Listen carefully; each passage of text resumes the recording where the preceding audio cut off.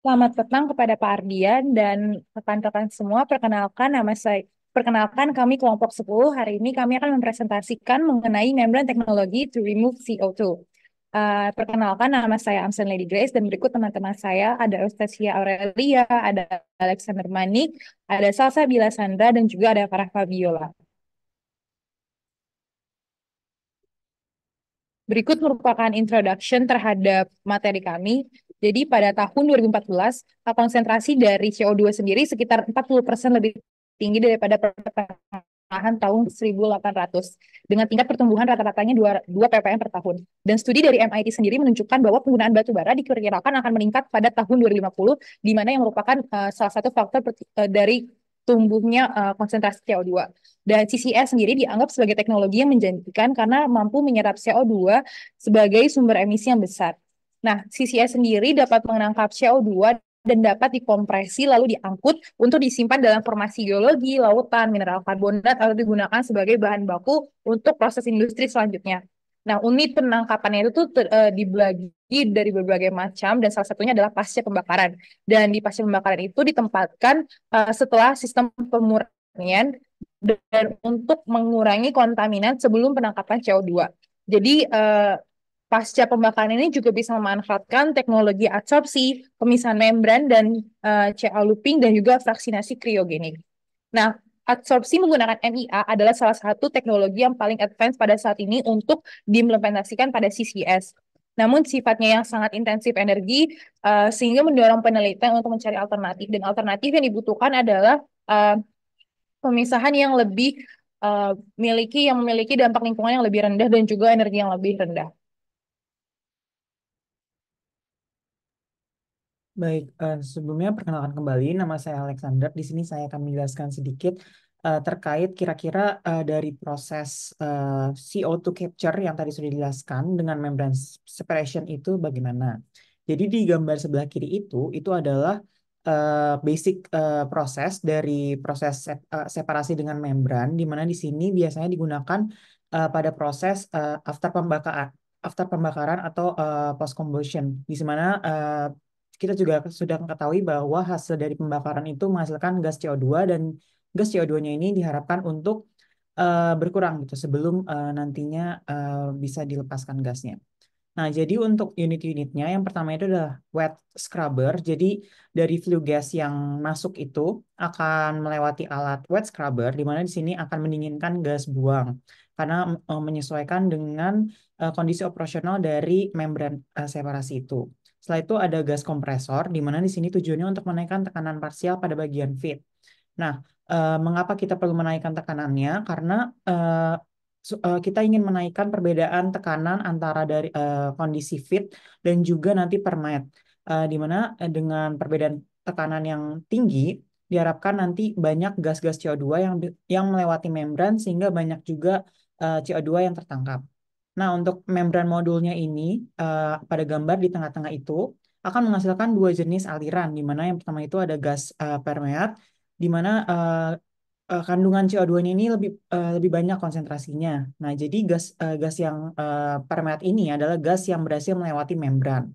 Sedangkan gas retentate atau yang kondisinya itu gas CO2-nya minim, di mana gas ini tidak berhasil melewati membran. Nah, ini nanti akan dilepaskan sebagai gas kering atau sisa. Dan terakhir ada rangkaian vacuum pump, di mana di sini akan mengurangi tekanan sisi permeat. Seperti yang tadi saya jelaskan, tujuan dari gas kompresor dan vacuum pump ini, jadi gas kompresor ini akan menaikkan tekanan parsial, sedangkan vacuum pump ini akan menurunkan tekanan di sisi permeat. Jadi kembali lagi perbedaan tekanannya akan semakin besar, sehingga proses separasi dengan membran ini akan berjalan lebih baik. Baik, akan lanjutkan Kemudian ke rekan lanjut, saya. untuk proses selanjutnya boleh di slide yang sebelumnya.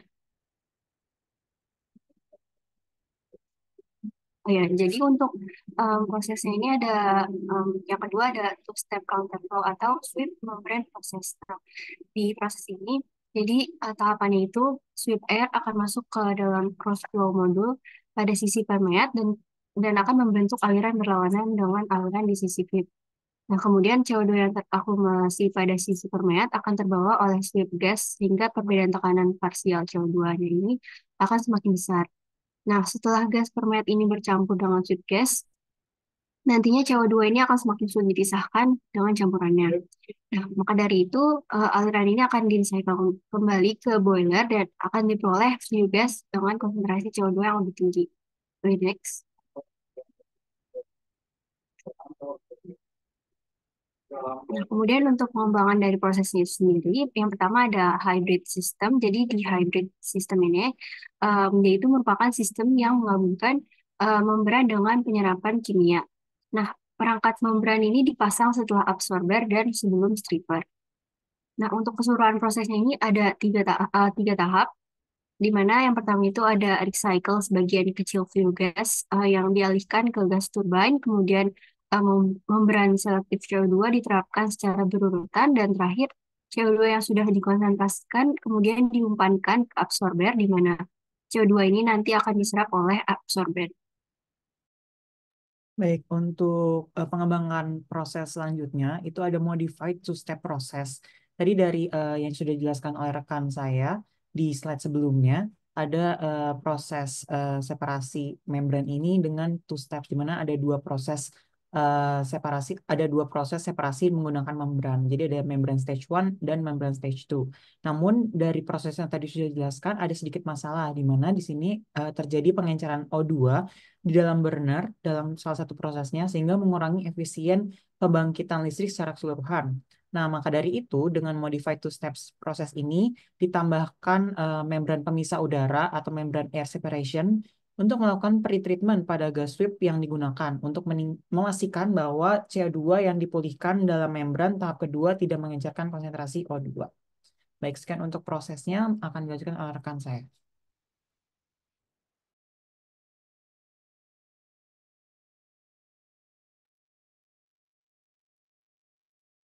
Oke, baik. Perkenalkan kembali, saya Laura Sandra. Pada kesempatan kali ini, saya akan menjelaskan mengenai konsiderasi dari desain.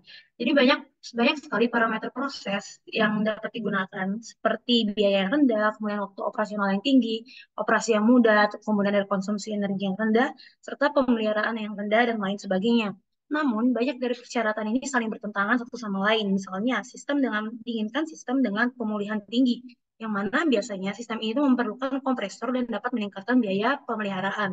Oleh karena itu, kita sebagai insinyur, desain itu harus menyimbangkan persyaratan untuk mencapai sistem yang optimal. Memang terdapat beberapa variabel proses yang dapat mempengaruhi desain, terutama pada skema aliran. Yang mana setiap skema itu memiliki karakteristik yang berbeda, yang berdampak pada khususnya ada efisiensi, kemudian biaya, serta kompleksitas dari operasi tersebut. Apakah skema aliran tersebut one step flow atau two step flow atau bahkan merupakan two step flow? Nah, kemudian ada laju aliran dan suhu operasi, yang mana peningkatan laju aliran itu dapat menyebabkan peningkatan kebutuhan luas membran, serta peningkatan suhu umpan juga dapat meningkatkan permeabilitas membran dan menurunkan selektivitas. Kemudian juga ada feed pressure dan permeability pressure, yang mana peningkatan tekanan umpan itu dapat menurunkan permeabilitas dan selektivitas membran, serta dapat mempengaruhi kebutuhan luas membran, yang mana semakin rendah tekanan permeat, maka semakin rendah juga kebutuhan luas membran yang dibutuhkan. Kemudian variabel lain yang dapat dipertimbangkan itu adalah penghilangan karbon dioksidnya, yang mana peningkatan umpan CO2 itu dapat meningkatkan luas membran, serta persyaratan luas membran itu dapat ditentukan oleh persentase penghilangan CO2 yang ingin dilakukan. Selanjutnya akan dijelaskan oleh teman saya.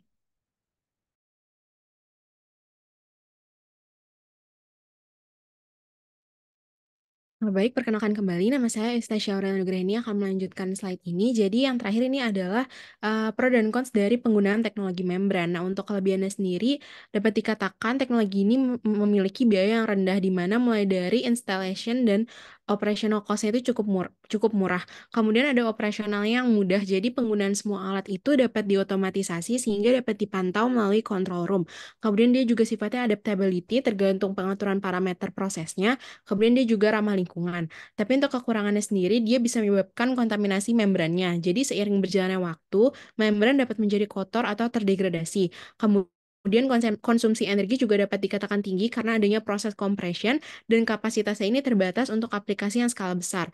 Lalu untuk tantangannya itu ada apa aja? Yang pertama itu dia degradasi membran akibat masuknya cairan dan aerosol yang melapisi permukaan membran. Sehingga solusinya adalah kita bisa meningkatkan efisiensi unit pembuangan CO2 membran dengan adanya penghilangan cairan dan padatan yang efektif secara berkala di bagian hulu untuk melindungi dari kerusakan membran. Kemudian tantangan yang kedua adalah elemen-elemen membran itu bisa kotor dan tersumbat karena adanya padatan yang terbawa sama gas alam, di mana gas alamnya itu ada yang tidak melalui tahapan pretreatment terlebih dahulu. Lalu untuk solusinya apa? Kita melindungi jalur aliran membran dari pengotoran dan penyumbatan melalui adanya kontrol padatan yang efektif secara berkala. Boleh di next?